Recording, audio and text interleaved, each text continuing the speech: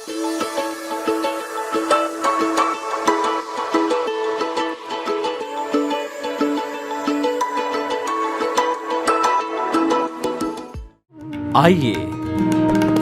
सुनिए, देखिए, समझिए सनातन सत्य।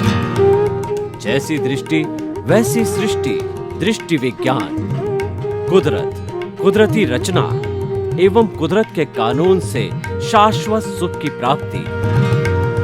जोधपुर के परम पूज्य महात्मा उपासक प्रोफेसर डॉक्टर सोहन राज तातेड़ के निर्देशन में सनातन सत्य।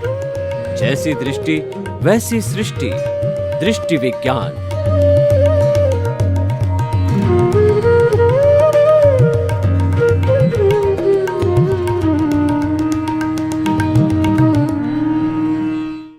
भाई और बहनों, मातृशक्ति को नमन। आज का हमारा अति उत्तम विषय स्थूल, सूक्ष्म, सूक्ष्मतर और सूक्ष्मतम, ये पदार्थ की अवस्थाएं हैं। ये पदार्थ की कैटेगरी है। पदार्थ वही है, लेकिन उसकी साइज के अनुसार उसकी अलग अलग कैटेगरी बनी है। चेतन तत्व अमूर्त होता है, इसीलिए चेतन तत्व सूक्ष्म होने के कारण भी इस जो है पदार्थ की परिधि में नहीं आता है। तो ये सूक्ष्म, स्थूल, सूक्ष्मतर और सूक्ष्मतम है।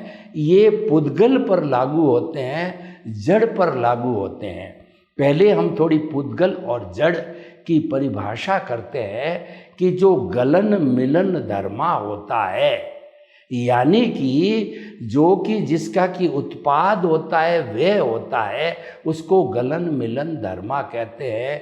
वह टूटता है, जुड़ता है, उसमें फ्यूजन होता है, कॉम्बिनेशन होता है, उसको जड़ कहते हैं, पुद्गल कहते हैं। और पुद्गल की सूक्ष्मतम अवस्था जो कि मैं आपको अभी बता रहा हूँ, ये सूक्ष्मतम अवस्था का नाम परमाणु है। उस परमाणु को किसी भी दूरबीन के द्वारा, विज्ञान की कितनी भी पावरफुल दूरबीन हो, लेकिन उसके द्वारा नहीं देखा जा सकता। उसको तो केवल अवधि ज्ञानी, मन प्रयोग ज्ञानी और केवल ज्ञानी ही देख पाते हैं।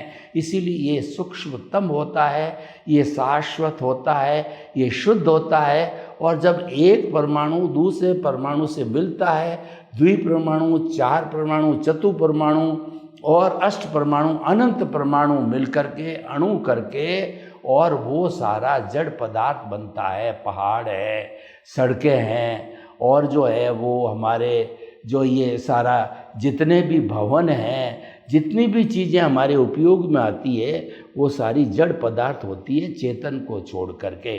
और जड़ में या पुद्गल में संवेदना नहीं होती, सुख दुख की अनुभूति नहीं होती है। इसीलिए जड़ को, पुद्गल को साधन कहा जाता है। और जो साध्य है वो चेतना है। चेतना कोई भी शरीर को धारण करेगी तो उसे निश्चित तौर पर पुद्गल या जड़ का, मैटर का, एग्रीगेट का सहारा लेना पड़ेगा। पुद्गल के कई पर्यायवाची होते हैं, लेकिन कुल मिलाकर के वह निर्जीव होता है, वह अचेतन होता है। ये पुद्गल की अवस्थाएं हम आपको बताते हैं।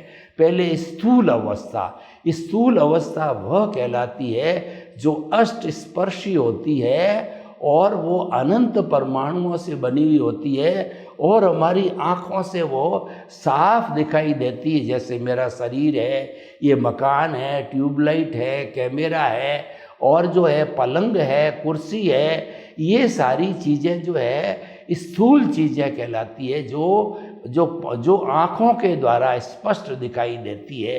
होती ये पुद्गल है, जड़ है, लेकिन स्थूल होती है। दूसरी होती है सूक्ष्म। सूक्ष्म वह वस्तु होती है जो कि आँखों से देखने में बहुत दिक्कत आती है, चश्मा लगाना पड़ता है। जैसे सुई होती है, उसमें जो छेद होता है वह सूक्ष्म होता है। और जैसे कि जो किसी चीज़ का तिल का दाना है या हमारी रेत का दाना है, और किसी भी तत्व का छोटा से छोटा टुकड़ा है जो कि बहुत मुश्किल से दिखाई देता है, उसको सूक्ष्म कहते हैं। सूक्ष्म का अर्थ होता है कि बहुत बारीक, माइन्यूट कहलाता है। और इसको जो है हमारी प्रयास किया जाए तो आँखों से, दूरबीन से हम देख सकते हैं, लेकिन ये होता बहुत छोटी छोटी साइज का होता है। और तीसरा होता है सूक्ष्मतर। सूक्ष्मतर वह होता है जो कि आँखों से दिखाई नहीं देता है, लेकिन आजकल विज्ञान ने बहुत तरक्की कर ली है और विज्ञान ने जो कर्लियन फोटोग्राफी है या अनेक अनेक विधियाँ के द्वारा जो है उन चतुस्पर्शी, उन अष्टस्पर्शी परमाणुओं को वो पकड़ लेते हैं, देख लेते हैं। जैसे हमारा तेजस शरीर है, हमारा मन है, जो कि मन हमें बाहर दिखाई नहीं देता है, लेकिन मन के जो अष्टस्पर्शी पुद्गल है, भाषा के अष्टस्पर्शी पुद्गल है, वो सारे जो है दूरबीन के द्वारा देखे जाते हैं। और जो हमारे जो भावों के द्वारा जो है विचार पैदा होते हैं, उन विचारों को जो अष्टस्पर्शी होते हैं उनको कर्लियन फोटोग्राफी के द्वारा देखा जा सकता। वो हमारा तेजस शरीर है। और जो हमारा आभा मंडल होता है, उस आभा मंडल में ये सूक्ष्मतर परमाणु अलग अलग कलर फॉर्म में इकट्ठे हो जाते हैं। और जो ही किसी व्यक्ति के आभा मंडल की रीडिंग की जाती है, आभा मंडल हमारे इस शरीर के बाहर निकला हुआ कुछ सेंटीमीटर का एक घेरा होता है, वो आभा मंडल कहता है। यानी हमारे जैसे विचार होते हैं, उस विचार के अनुसार ये घेरा बन जाता है। और ये आभा मंडल है व्यक्ति के व्यक्तित्व के बारे में व्यक्त करता है कि व्यक्ति जो है वो संत है, दुर्जन है, नशेड़ी है, बदमाश है, चोर है, वो डाकू है। उसकी आभा मंडल की रीडिंग करने से यंत्रों के द्वारा उसका पता लगा दिया जाता है। जो जड़ पदार्थ है उसका आभा मंडल स्थिर रहता है, क्योंकि उसमें चेतना नहीं है, उनमें भाव नहीं है, वो चिंतन नहीं कर सकते, विचार नहीं कर सकते। लेकिन जो हमारे जो है वो हमारा मूल स्वरूप का आत्मा है, उससे जुड़ा हुआ मन, बुद्धि, चित्त, अहंकार या मन, वचन, काया है, वो सब सजीव मात्र हो जाते हैं। वो शक्ति आत्मा की होती है। वास्तव में तो शरीर ये जड़ होता है, और जब इसमें से आत्मा निकल जाती है तो शरीर इस जड़ को जला दिया जाता है। लेकिन जो ही आत्मा इस शरीर में प्रवेश करती है तो उसके बीच में एक मिश्र चेतन होता है, जिसको प्रतिष्ठित आत्मा कहा जाता है। वह न तो चेतन है न अचेतन है, वो मिश्रण है दोनों का। और उस अज्ञान को प्रतिष्ठित आत्मा कहते हैं। वही सभी तरह का पुरुषार्थ करता है। संसार का पुरुषार्थ भी वही करता है, मोक्ष का पुरुषार्थ भी वही करता है, देहाध्यास के साथ भी वही जुड़ा रहता है, अज्ञा के साथ वही जुड़ा रहता है, और प्रज्ञा के साथ भी वही जुड़ा रहता है। दरअसल में हमारी जो मूल आत्मा है वो तो अक्रिया है, उसकी केवल प्रेजेंस है, वो कोई क्रिया नहीं करती है, वो तो अमूर्त है, उसके अंदर चतुस्पर्शी पुद्गल नहीं है। और विज्ञान की किसी भी पावरफुल दूरबीन के द्वारा उसको नहीं देखा जाता है। उसको तो पूर्ण रीडिंग जो है मात्र केवल ज्ञानी कर सकते हैं।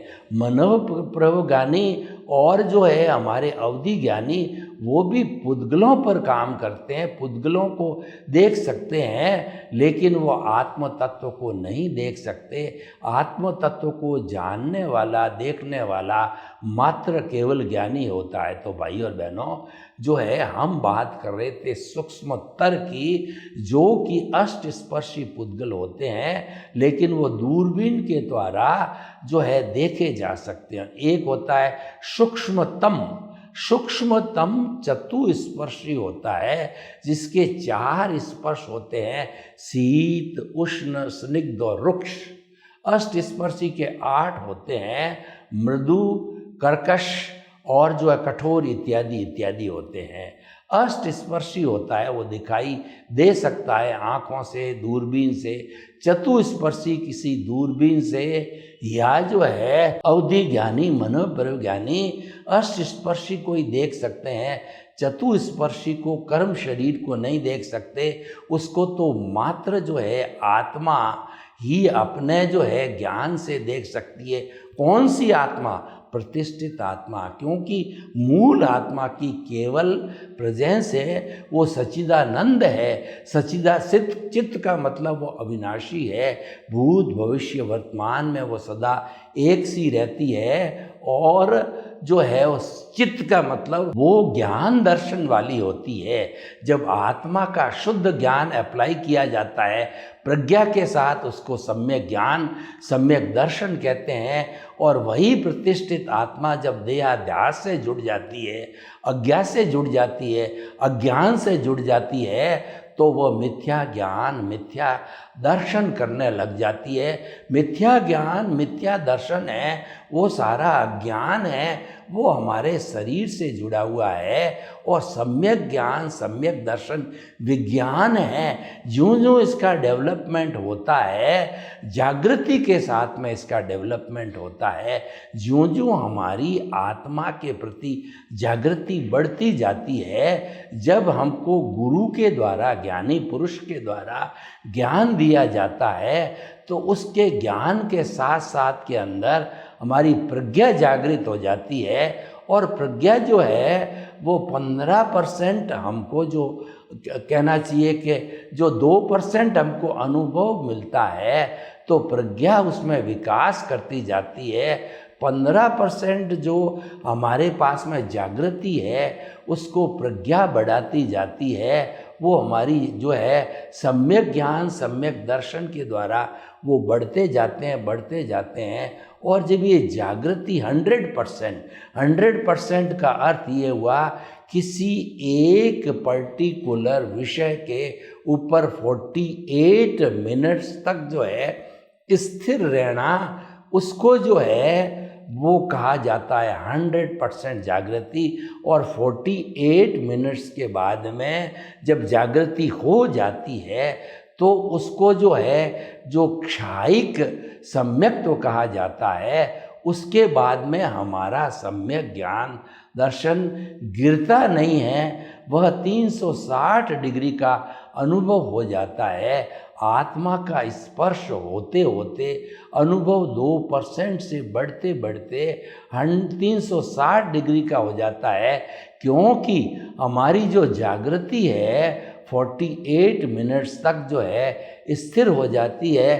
तो पारा थर्मामीटर में जैसे ऊपर चढ़ कर के ब्लड प्रेशर का है या जो आपके टेम्परेचर का है जाके स्थिर हो जाता है, उसी तरह से जागृति जो है वह स्थिर हो जाती है 100% पे। और 360 डिग्री पर जो है हमारा सम्यक ज्ञान स्थिर हो जाता है।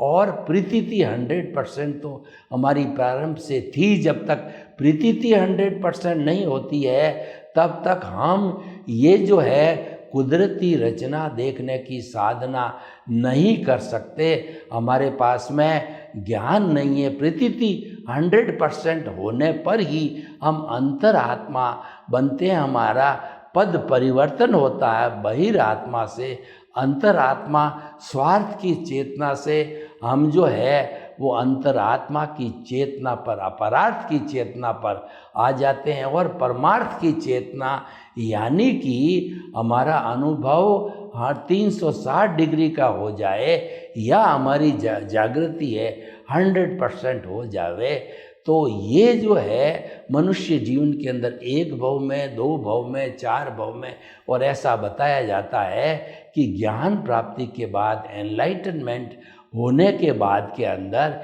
अधिकतम 15 जन्मों के अंदर मनुष्य जो है केवल दर्शन को प्राप्त हो जाता है। केवल दर्शन प्रतिष्ठित आत्मा का सबसे जो हाईएस्ट पुरुषार्थ है। इसके बाद में प्रतिष्ठित आत्मा कोई भी सम्यक पुरुषार्थ नहीं करती, मोक्ष का पुरुषार्थ नहीं करती। और ऐसा होने से क्या होता है, जो ही हमारा सम्यक ज्ञान दर्शन की बढ़ोतरी होने लगती है, उसके साथ में पैरेलल जो है हमारा अज्ञान प्रतिष्ठित आत्मा से जुड़ा हुआ होता है, वह भी इरेज होता रहता है। तो हम जो है विज्ञान को रबड़ कह सकते हैं और अज्ञान को पेंसिल से बना हुआ एक चित्र कह सकते हैं कि जब विज्ञान की एप्लीकेशन होती है, जब सम्यक ज्ञान सम्यक दर्शन की एप्लीकेशन होती है, यानी रबड़ की एप्लीकेशन हो गई, किसके ऊपर हो गई है कि मिथ्या ज्ञान मिथ्या दर्शन रूपी अज्ञान का जो पेंसिल का चित्र बना हुआ है उसके ऊपर रबड़ चलते चलते वह इरेज होता है और जागृति जब 100% हो जाती है तो वो पूरा चित्र गायब हो गया, अज्ञान समाप्त हो गया, तो प्रतिष्ठित आत्मा समाप्त हो जाती है, मन समाप्त हो जाता है और हमारे को उस जन्म में केवल दर्शन हो जाता है। क्योंकि उस जन्म में केवल दर्शन करते करते जितना समय लगा है तो उस समय में हमारे भाव तंत्र के द्वारा, हमारी प्रतिष्ठित आत्मा के द्वारा, कई बार जो कर्मों के फोर्स के द्वारा कहिए या मिथ्या ज्ञान मिथ्या दर्शन की एप्लीकेशन कहिए, तो कुछ जो हमारे कॉजेज पड़ गए तो कॉजल बॉडी तैयार हो जाती है। उस कॉजल बॉडी को समाप्त किए बिना हमारे को केवल ज्ञान नहीं हो सकता, मुक्ति नहीं हो सकती। इसीलिए जिसको केवल दर्शन होता है वो माँ के पेट में जो है तीर्थंकर रूप में केवली रूप के अंदर वो 3 ज्ञान लेकर के आते हैं, मृति शुद्ध और अवधि, उनसे उनको दिखाई देता है। और जो तीनों दिखाई देते हैं उसका कारण है अवधि दर्शन है। इसका कारण जो है हमारा केवल दर्शन है, जो नेक्स्ट बर्थ के अंदर उस केवल दर्शन होने के बाद जो परिणाम का भुगतान कॉजल बॉडी इकट्ठी की गई है, कर्म शरीर जितना भी बचा हुआ, हालांकि वो प्राय जो है शुभ होता है, तो शुभ को इरियापतिक कर्म बंध कहते हैं। यानी जिस जन्म में केवल ज्ञान होकर के अंतिम समय के अंदर और सिद्ध बुद्ध मुक्त बनना है, तो उस स्थिति में इरियापतिक कर्म को जो है वो भुगतान करके और केवल ज्ञान की प्राप्ति करके अंत में जितना आयुष्य बचता है, तो उस आयुष्य की समाप्ति पर 13वां गुण स्थान तो केवल ज्ञान का है और केवल ज्ञान का पूरा जो परिणाम का भुगतान होकर के 14वां गुण स्थान आता है। तो 14वें गुण स्थान के अंदर शैलेशी अवस्था में अ उ री ली ये 5 अक्षर बोले जितने में पहले जो मन का उत्सर्ग होता है, फिर वचन का उत्सर्ग होता है, फिर काया का उत्सर्ग होता है और 2/3 काया की अवगाहना जो है वो साथ लेकर के आत्मा जाती है। 1/3 का कर्म शरीर पीछे जड़वत बच जाता है। 2/3 की अवगाहना ये वास्तव में तो अमूर्त होती है, लेकिन जो है ये रूपक रूप में बताया गया है कि लो के अंदर लीन हो जाती है और जो सिद्ध शिला के अंदर कोई भी लौ, कोई भी जो कहना चाहिए भगवान ईश्वर मुक्त आत्मा है, एक दूसरे को डिस्टर्ब नहीं करती है। ये सिर्फ रूपक के रूप में समझाने के लिए 2/3 अवगाहना लेकर के जाती है, बात बताई जाती है। तो भाइयों और बहनों, हम आपको बताना चाहते हैं कि ये 4 कैटेगरी है, ये पुद्गल की है, ये जड़ की है, एग्रीगेट की है, इसको समझना बहुत ज़रूरी है। तो ये जो सूक्ष्मतम अवस्था है उसको समझा जाना चाहिए। सूक्ष्मतम अवस्था है हमारे कर्म शरीर की है और कर्म शरीर जो है वह किसी भी वैज्ञानिक दूरबीन से दिखाई नहीं देता है और क्योंकि वह चतुस्पर्शी होता है, वो सूक्ष्मतम होता है। तो भाई और बहनों, सूक्ष्मतम जो हमारा ये जो है कहना चाहिए कर्म शरीर है, इसको कई लोग लिंग शरीर कहते हैं और कई इसको अज्ञान कहते हैं, कई कॉजल बॉडी बोलते हैं, कई कर्म शरीर कहते हैं। तो ये जो सारा है वह हमारा जो है भव भवांतर में हम इसको भटकाने वाला होता है। तो ये चारों जो है हमने अवस्थाएं इसीलिए बताई कि इन चारों का अभ्यास करना जरूरी है। और चारों कैसे बनती है? जो स्थूल है वो तो अष्टस्पर्शी पुद्गलों से बनता है, और जो चतुस्पर्शी पुद्गल है उनसे मात्र हमारा कर्म शरीर बनता है। और अष्टस्पर्शी पुद्गल जो कि आँखों से दिखाई नहीं देते हैं, वो हमारे को जो वैज्ञानिक दूरबीन, जो कर्लियन फोटोग्राफी इत्यादि अलग अलग होते हैं, उससे जो उसका चित्र लेकर के और उसका विश्लेषण किया जा सकता है। तो भाइयों और बहनों, ये आज का विषय जो है हमें अध्यात्म विज्ञान को समझने के लिए बहुत हेल्पफुल होता है। जो हमारा तेजस शरीर है वह अष्टस्पर्शी पुद्गलों का है, और वह जो है उसको विज्ञान की दूरबीन के द्वारा देखा जा सकता है। तो उसको तेजस शरीर कहते हैं, उसको प्रतिष्ठित आत्मा कहते हैं। प्रतिष्ठा करने वाली आत्मा प्रतिष्ठित आत्मा कहलाती। वास्तव में आत्मा तो मूल एक ही है, लेकिन उसकी कैटेगरी, उसके विभाग अलग अलग है जो अपना काम करते हैं। क्योंकि आत्मा अमूर्त है और वह तो मोक्षगामी है, लेकिन इस अज्ञान के उसके साथ जुड़े होने के कारण उसके परिणाम स्वरूप है वो हर समय में अलग अलग शरीर धारण करती है। तो हम ये कहना चाहते हैं, शरीर से जुड़ा हुआ चाहे सूक्ष्मतम हो, चाहे सूक्ष्मतर हो, चाहे सूक्ष्म हो, ये सारा पौद्गलिक कहिए या जड़वत कहिए, इसको संपूर्ण नाश करना जरूरी है। इसको नाश करने के लिए हमको कुदरत की सहायता लेनी पड़ती है, कुदरत के कानून का पालन करना होता है, और जो कुदरती रचना को देखते रहना होता है। जो व्यक्ति केवल कुदरती रचना देखता है वह सन्यासी है, और जो व्यक्ति देहाध्यास के साथ या हमारे 5 इंद्रियों के सुखों के साथ के अंदर जुड़ जाता है, वह जो है सन्यासी होते हुए भी गृहस्थी है। तो मूल बात क्या है कि हमें जो हमारा परिणाम चल रहा है, उदय चल रहा है, प्रारब्ध चल रहा है, उसको विचारों के रूप में बाईपास करना चाहिए। हमारे जितना भी उदय प्रारब्ध है उसका भुगतान विचारों के द्वारा, मन के द्वारा होता है। मन को विचार कहा जा सकता है, इसीलिए कहा जाता है कि उसके साथ तन्मयाकार नहीं है। तो विचारों को बाईपास करो, बाईपास करो, बाईपास करो। इसका अर्थ क्या हुआ? तुम मात्र ज्ञाता दृष्टा बनो, तुम मात्र भेद विज्ञान करो, जुदापन की जागृति करो, साक्षी भाव रखो। शरीर अलग है, मैं अलग हूँ। शरीर जो है मिला है वो मेरे अज्ञान के स्वरूप मिला है।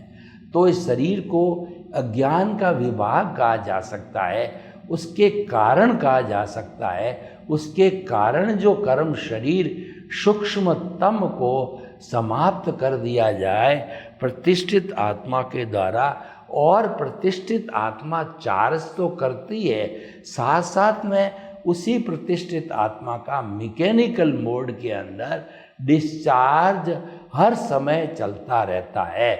जब कोई व्यक्ति जन्म लेता है, मृत्यु तक जाता है, ये सारा जो है पिछले जन्म का जितनी कॉजल बॉडी भाव मन बना के लाए थे, वो भाव मन पुरानी बॉडी को तो जला दिया गया, नई बॉडी सोहन राज के रूप में आई। तो जो भाव मन आत्मा साथ में लेके आई है, सोहन राज के आते ही वो द्रव्य मन परिणाम स्वरूप लेना देना हिसाब के रूप के अंदर कन्वर्ट हो जाती है। तो भाइयों और बहनों, हम आपको ये बताना चाहते हैं कि ये चारों की परिभाषा, इसका विश्लेषण जानना जरूरी है, तभी हम आत्मा को जान सकते हैं। सर्वे भवन्तु सुखिनः, सर्वे सन्तु निरामया। लोक के जीवों को सुख मिले, शांति मिले, आनंद मिले, प्रेम मिले, सौहार्द मिले, और सब हम सूक्ष्मतम को जान करके अपने गंतव्य को प्राप्त करें। आपके प्रति मंगल भावना। ओम।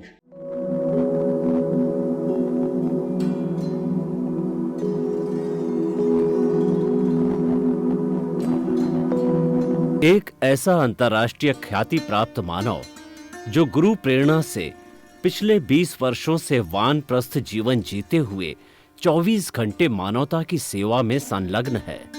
एक ऐसा मानव जो अभी राष्ट्रीय, अंतर्राष्ट्रीय टीवी चैनलों पर 7,500 एपिसोड के माध्यम से सनातन सत्य, आत्मविज्ञान एवं पुनरुत्थान, व्यवहार एवं निश्चय जगत के जीवनोपयोगी विषयों पर हृदय स्पर्शी प्रवचन कर चुका है। उस मानव का नाम है महात्मा उपासक प्रोफेसर डॉक्टर सोहन राज तातेड़। प्रोफेसर तातेड़ द्वारा योग, दर्शन, शिक्षा विषयों पर रचित पीएचडी स्तर के 250 शोध ग्रंथ भारत के 100 प्रतिष्ठित विश्वविद्यालयों में शोधार्थी पढ़ रहे हैं तथा वे सभी शोध ग्रंथ वहां की सेंट्रल लाइब्रेरियों में उपलब्ध हैं। महात्मा सोहन राज ने अभी तक हजारों स्कूलों, कॉलेजों, विश्वविद्यालयों एवं संस्थाओं में सेमिनार, वर्कशॉप, कैंप लगाकर लाखों विद्यार्थियों को योग, दर्शन, शिक्षा का प्रशिक्षण देकर उन्हें सुसंस्कारित किया। डॉक्टर तातेड़ ने भारतीय संस्कृति उत्थान के 4000 से अधिक समसामयिक विषयों पर आर्टिकल लिखकर ऑनलाइन जर्नल, पत्रिकाओं, वेबसाइट्स पर प्रकाशित किया, जिसका उपयोग लाखों पाठक कर रहे हैं। उपासक तातेड़ के 5000 से अधिक आज का सुविचार, आज का शुभ संदेश, आज का मंगल भावना योग आदि चिंतन websites, Twitter, blogger, Facebook, YouTube माध्यमों से लाखों लोग अपना जीवन निर्माण कर रहे हैं। मानवता के मसीहा ऐसे महामानव महात्मा सोहन राज तातेड़ के प्रोफाइल को अभी तक विश्व के 20 लाख दर्शक यूट्यूब पर, 12 लाख गूगल पर एवं लाखों दर्शक फेसबुक, ब्लॉगर, ट्विटर और इंस्टाग्राम पर देख चुके हैं।